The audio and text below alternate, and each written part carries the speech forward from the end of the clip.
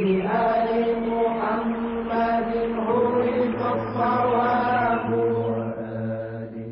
بآل محمد عرف الصواب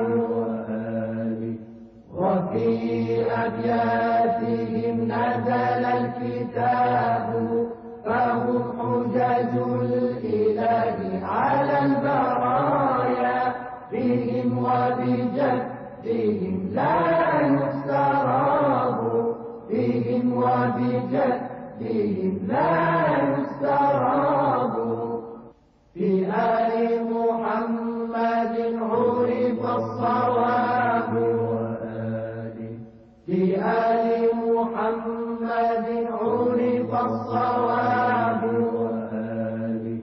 وفي أبياته پیام قرآن. گروهی شادمان، گروهی نابینا.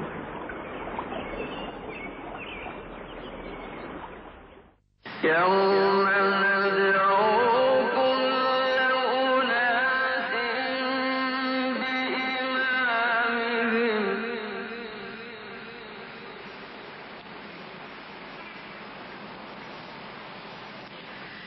فمن أوتي كتابه بيمينه فأولئك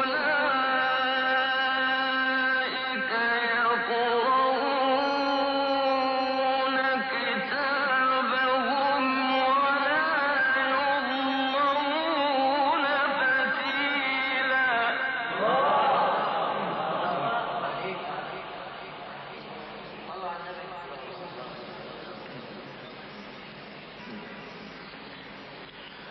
ومن كان في ذلك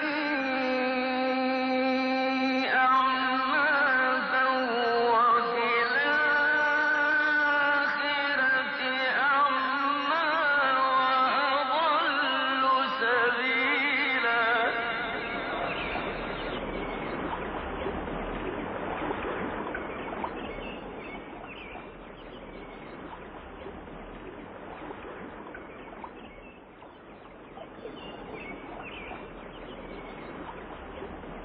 به نام خداوند بخشنده بخشایشگر. به یاد آورید روزی را که هر گروهی را با پیشوایشان می‌خواند.